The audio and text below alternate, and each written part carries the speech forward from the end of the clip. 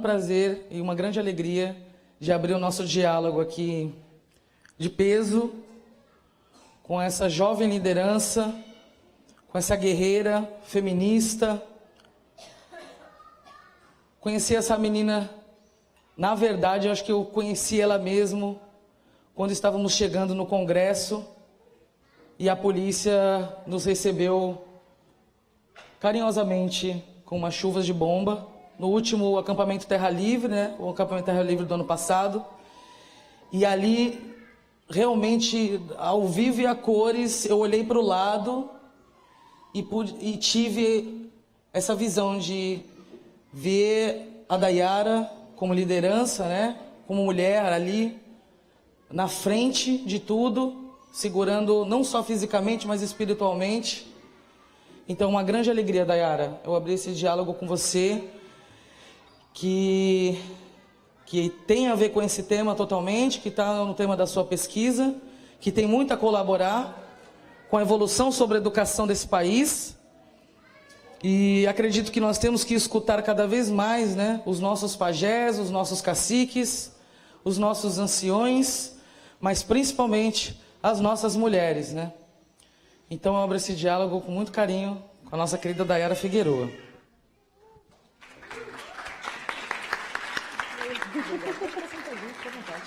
Ai. Boa tarde. Muito agradecida pelo convite, por estar aqui. Eu acho que esse diálogo não vai ser um diálogo de peso, né? Que ele seja um diálogo de leveza, de muita leveza no coração, e fico até sem graça, Débora, de se lembrar desses momentos, né? O pessoal me pediu para falar sobre educação. Eu estou aqui num cantinho muito especial, no pezinho dos papais todos, um momento que pede uma responsabilidade. Essa meditação sobre educação é um desafio quando nos encontramos enquanto filhos diante de nossos pais, né? Inclusive quando nós sentimos engatinhando, né? Em meio àquelas pessoas que são nossas referências e diante de tantos desafios sobre qual é o nosso lugar no mundo, qual é o nosso lugar de origem, onde nós devemos olhar e nos espelhar para engatinhar e, quem sabe, um dia nos levantar e até poder correr e aprender a correr das bombas que podem aparecer no meio do caminho, sentindo a emoção que elas podem produzir em nós. São bombas de informação, bombas de sentimentos, bombas de muita informação. Eu fiquei aqui escutando atentamente nossos professores, nossos educadores, especialmente o pai Krenak, e um momento eu lembrei de um grande educador que eu encontrei um dia na rua, e eu gostaria de compartilhar um pouco essa história com vocês, no sentido da grande lição que essa pessoa me passou. Eu tinha 15 anos, e a minha mãe, meu pai, enfim, minha família estava viajando, eu estava sozinha, briguei com o namorado, saí andando no meio da rua, 3 horas da manhã, em Brasília, pensando naquele caminho sem rumo, que a gente se encontra às vezes, né? O que eu faço? O que está acontecendo? Né? E veio um homem na minha direção, que era um senhor velho, negro, carregando um saco nas costas. Ele veio na minha direção e perguntou: minha filha, que horas são? Respondi: olha, são 4 horas da manhã. Aí ele me disse: o que você está fazendo na rua uma hora dessas? Ele falou: olha, o meu nome é fulano de tal, esqueci o nome dele, lamentavelmente. Eu estou voltando do meu emprego, do meu trabalho. Eu trabalho catando latinha no Teatro Nacional e nos eventos que tem na cidade. E eu venho da Bahia. Está aqui a cópia do meu documento, que foi furtado, mas é para você ficar tranquila. E eu saí da Bahia à procura do meu filho caçula, que saiu de casa, fugiu com 13 anos de idade, e ele estava se envolvendo com drogas, com coisas, e todos os meus filhos estavam criados. Eu falei para minha mulher que eu ia procurar o nosso filho caçula. E eu saí à rua atrás dele e fui de carona em carona, peguei com um caminhoneiro, cheguei aqui em Brasília e encontrei ele morando embaixo da ponte. E eu ainda não conheço bem a cidade. Para que lado que fica a ponte? Eu fico para lá. Ele, eu acho importante que você volte para sua casa.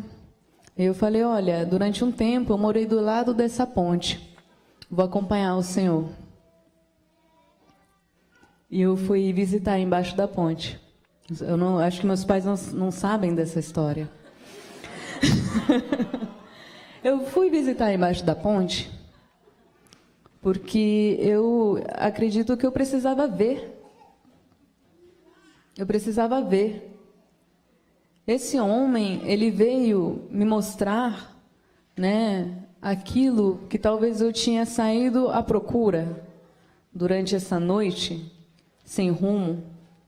E nós fomos andando, ele me contando a vida dele, à procura do filho dele, com muito respeito. E desci embaixo da ponte, fomos recebidos por 2 cachorros abanando o rabo.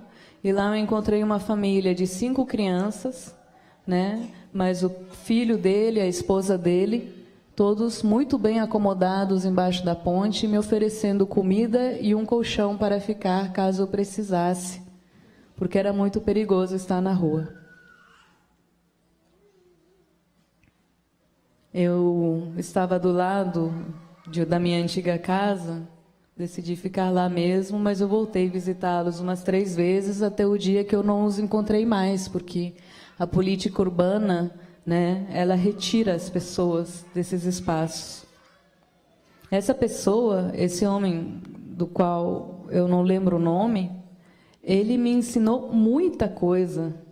Ele me ensinou sobre respeito, ele me ensinou sobre responsabilidade, sobre o amor, como um pai, à procura de seus filhos, de seus netos, da saúde, da autonomia, né? Uma pessoa que decidiu sair do seu lugar seguro à procura, né, desse filho, que em algum momento, com 13 anos de idade, se perdeu e que ele encontrou com 20 e poucos, já com uma família estabelecida naquele lugar. E ele estava educando o seu filho, a sua nora e seus netos a trabalhar para poder voltar para casa. Desde então, eu nunca deixei de cumprimentar ninguém. Não importa se a pessoa seja rica, pobre, magra, gordo, esquisito, bonito demais, feio demais, tanto faz.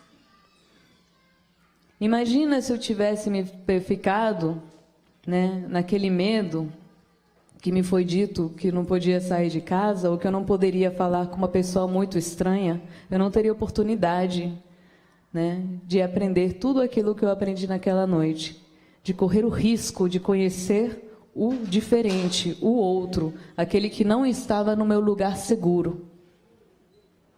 Então, dessas aventuras e rebeldias da adolescência, às vezes a gente acha alguns tesouros para contar em nossas vidas.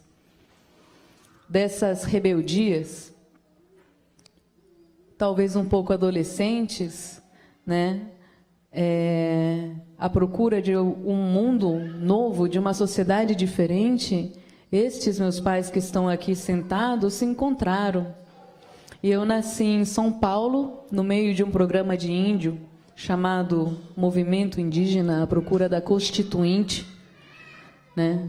À procura do direito, do reconhecimento do direito cidadão, da voz indígena, da autonomia, em São Paulo, né? Longe de todos os ideais, né, de onde deve ser a origem de uma pessoa indígena. Então, ainda hoje, quando me apresento como indígena, né, ou me apresentam pelo sobrenome, não pelo nome do povo, né, as pessoas perguntam, você é índia mesmo? Você nasceu na aldeia? Mora na floresta? Caramba! Eu nasci numa floresta de pedra, no meio de tanto índio, né? Que, na verdade, o espírito dessa floresta se mantém onde eu estiver. Né? A minha casa, às vezes, parece construída de muitos mundos e de muitos povos. Né? É uma situação, um contexto um pouco peculiar, mas que me ofereceu a oportunidade de criar uma abertura. Não sei se é coragem ou não sei se é apenas se desprender do medo, de querer conhecer e dialogar com o diferente, com a diversidade de culturas e de experiências de todos aqueles que podem cruzar nosso caminho, sejam eles seres humanos ou animais, como estava falando Marley mais cedo. Nós aprendemos com o mundo. Hoje em dia estou na Universidade de Brasília pesquisando a nível de mestrado Educação em Direitos Humanos, né? Na linha de cultura de paz, né? E mais cedo aqui hoje veio uma menina conversar comigo. Cadê ela? Não sei se ela foi embora. Está aqui, ó. Né? E ela era jornalista, né? E ela veio me perguntar, ela veio comentar que ela conhecia um trabalho que a gente faz com comunicação, né? Hoje eu participo de uma rádio que é a Rádio Yandê. A rádio é um site na internet, vocês podem encontrar, né? www.radioyandê.com. É um portal onde vocês encontram músicas, artigos, notícias, vídeos, né? Todos produzidos por indígenas, e nós temos uma audiência em mais de 40 países do mundo, né? Totalmente independente. E ela veio me perguntar, poxa vida, eu gostaria tanto de colaborar de alguma forma, tem alguma coisa que eu possa fazer? E eu fiquei, tá, poxa vida, tem tanta gente que quer ajudar, mas eu não sei também dizer como é que se ajuda. Como é que se ajuda? Nós, às vezes, nos deparamos, né, com pessoas que se abrem para a oportunidade de se tornarem intermediários de algum tema, né? Por exemplo, as mulheres, a luta contra a violência de gênero, ou então a luta contra a violência de gênero e de identidades sexuais, a homofobia, ou então a luta contra a violência racial, o racismo. É muito difícil se colocar como intermediário quando a gente sai de um âmbito de muitos privilégios para querer abrir espaço para aqueles que nós consideramos que não têm privilégio nenhum, ou então muito pouco. Né? E eu fiquei, olha, eu não sei, a nossa rádio, a gente trabalha com uma ideia que nossos pais nos colocaram na cabeça, que é a ideia da autonomia, de que nós fomos criados, planejados, pensados para poder falar por nós mesmos, né? E por isso nós estamos aqui reunidos e saudamos, de fato, a iniciativa, né, de poder estar aqui com essas pessoas, né, para poder ouvir e conhecer ao outro, né? Mas como fica aquele que, por exemplo, não é indígena, mas quer falar de índio, né? Aí nós fizemos uma reflexão, não foi? Eu acho que quando nós estamos num espaço em que nós pleiteamos, desejamos uma educação, nosso primeiro desafio é nos deseducar, nos desconstruir e nos reeducar. Questionar tudo aquilo que nós aprendemos. Questionar nossa linguagem, da mesma forma que nós aprendemos aos poucos, ao longo de algumas décadas, tratar mulheres, tratar negros, tratar LGBTs com mais respeito, tratar crianças com respeito, como pessoas, como seres humanos, como pessoas de igual potência no mundo, diante de nós, e com a igual potência de compartilhar suas experiências.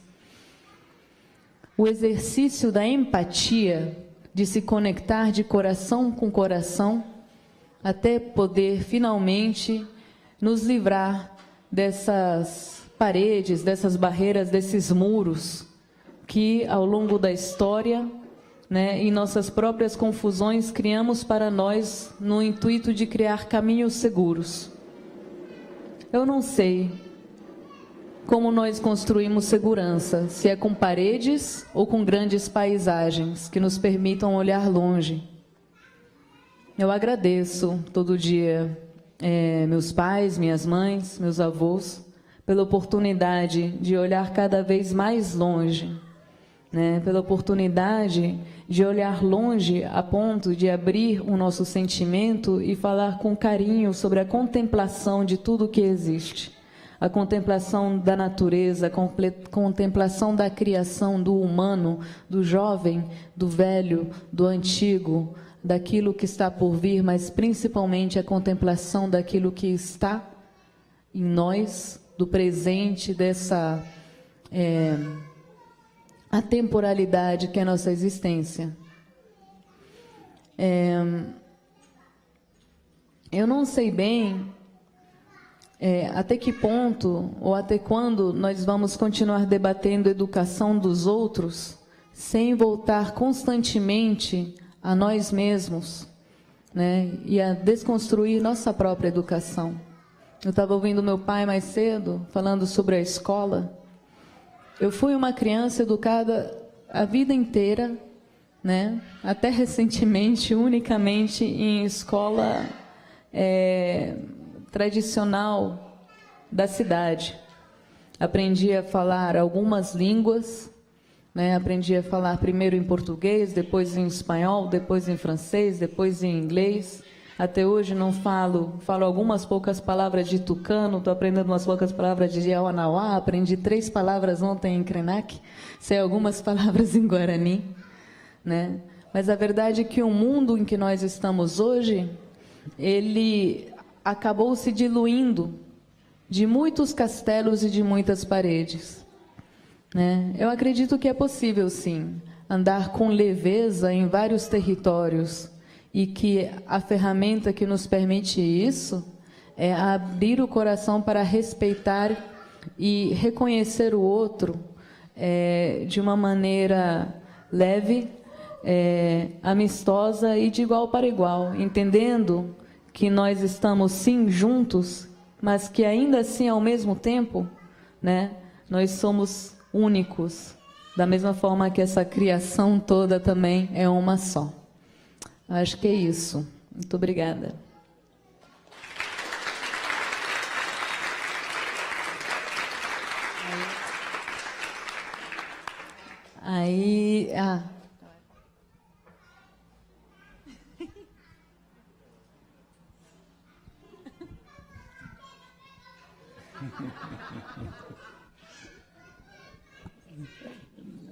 Eu acho que eu sou mais novo, né?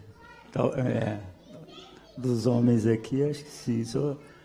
O Bira acho que é mais velho que 1 ano, 2 anos, né, Bira? Eu já estou com 53. Primeiro, meu nome é Marley, e em Guarani é Veratupã. E o nome dado pela minha mãe é Kikaiô. E eu acho que, assim, a nossa voz é o nosso próprio eco, né? Então, tudo que a gente fala, a gente não pensa que a gente é sábio, não. A gente está aprendendo porque a gente está vendo a reação de cada um. Por isso que para a gente observar é muito importante. Então, na minha fala, eu observo as pessoas para poder sentir aquilo que eu estou falando está voltando para mim, e assim eu consigo analisar um pouco se realmente o que eu estou falando está fluindo com uma leveza nas pessoas. Então, nossa voz tem que ser um eco.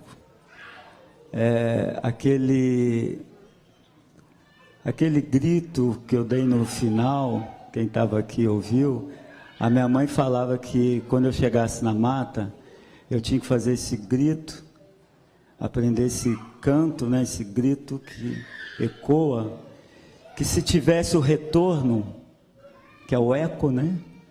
Se tivesse o retorno, é que eu estava no coração da mata. Que ali era a fortaleza do espírito da mata, então ali que eu tinha que orar. E aí eu passei a usar isso como uma forma de pensar. Como uma forma de pensar que o que eu estou falando hoje, estava até falando com o Guilherme, ele falou que eu estava muito animado. Que é interessante quando a gente deixa que o nosso natural fale por nós, né? Que a gente, como a Guarani aqui, né, da minha aldeia falou, né, que... Obrigado. Que a gente não precisa de livros, né? A gente não precisa de caderno para escrever. É que a gente precisa dessa, realmente, sentir. Então, geralmente eu deixo me levar pelo meu espírito, né? Aí vem minha emoção, vem minha tremedeira, vem tudo, mas eu fico feliz que as palavras saem um pouco melhor do que quando eu estou me preparando para falar, já com uma certa didática, né? E às vezes falar sobre educação a gente acaba tendo uma didática para falar, né? Escolher uma pedagogia para falar, ou um livro que leu, né? E eu não sinto que sou eu mesmo falando, né? Então, uma outra parte aqui que a gente falou, que eu tinha falado de manhã, e o Ayrton Krenak retornou essa fala, porque houve uma pergunta, né, sobre o agora, e aí ele falou muito do agora, né, assim, que é isso, né, é o que esse movimento está se fazendo agora. Porque aí eu fico assim, senão fica igual filme, né? Rambo 1, Rambo 2, Rambo 3, né? Você vê um filme, às vezes, o primeiro filme que faz é lindo, tem uma história ali que mexe com a gente, aí eles resolvem fazer o segundo, o terceiro, o quarto e o quinto e vai perdendo a essência, né? Então, o agora que o que se essa força que está tentando fazer esse trabalho através do apoio de todo mundo, né? Não só material, mas verbal, espiritual, a própria discussão, a própria dúvida, né? Os questionamentos, é isso que faz o movimento continuar circulando. A partir da hora que a gente não tiver mais essas dificuldades, ou essas perguntas, né? Se vai continuar, ou o que vai ser para frente, a gente para, porque vai aparecer mais dificuldades, e a gente vai ter medo de enfrentar essas dificuldades. Então, como ela falou, né? Em um dia, quantas coisas que ela aprendeu, né? Então, hoje é um dia D, como eles falam, né? Hoje é um dia D para todos nós, que estamos aqui, todos aprendendo um pouco mais, questionando a nós mesmos, se é isso que a gente quer. É como buscar essa definição, né? O que eu quero, né? O que realmente eu assumi para mim mesmo, né?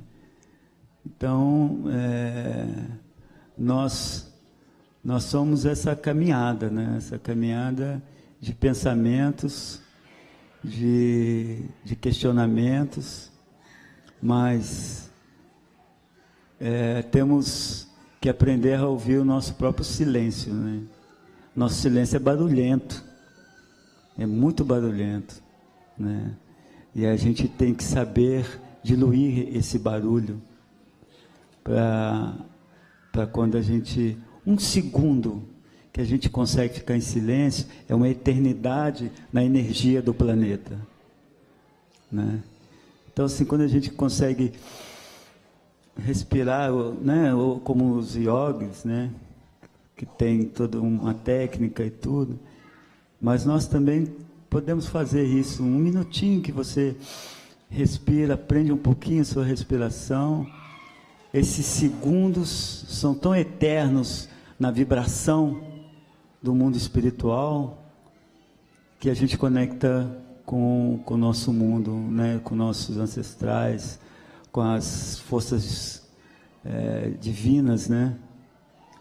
E eu, assim, estou super feliz no meu coração por ver o meu Tiramone, Agostinho aqui, alegre daquele jeito, com a humildade dele, vim aqui, sair dando tchau, com o sorriso dele, e estar diante de nossos parentes aqui, que eu conheci, né, bem conhecendo, e a gente até fala que nós indígenas não temos,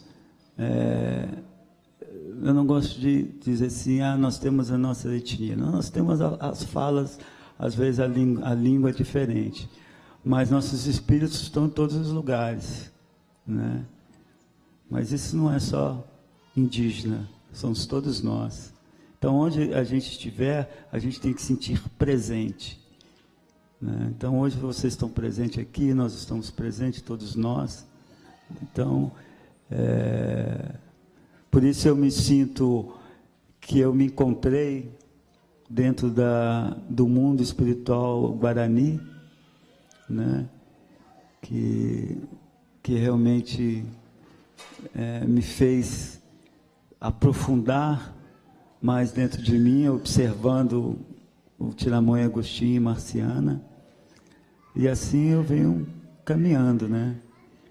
E espero poder estar mais presente com as pessoas daqui, de todos os lugares. Laudo Tucano já me convidou para ir lá, eu vou lá nas terras dele. Brasília eu já conheço, morei lá também. Fiquei 1 ano lá construindo, plantando e tentando achar água lá numa terra de um Juruá que me chamou para ajudá-lo lá. E 20 anos depois eu voltei e vi todas as sementes que eu tinha plantado, árvores imensas, 20 anos depois. E até piscina. Eu tinha furado, junto com outras pessoas, 3 poços de 15, 20 metros e não achava água, né? Já estive lá no Bira, Zé Manoás, e foi muito forte para mim, muito feliz. Eu falo com a minha esposa que a gente tem que ir lá, morar uns tempos com eles, para ajudá-los também, eles nos ajudar a aprender mais, né? E é isso, gente. Eu agradeço a presença de todos aqui, que nós realmente possamos sair daqui e ouvir um pouco do nosso silêncio. Bom, obrigado.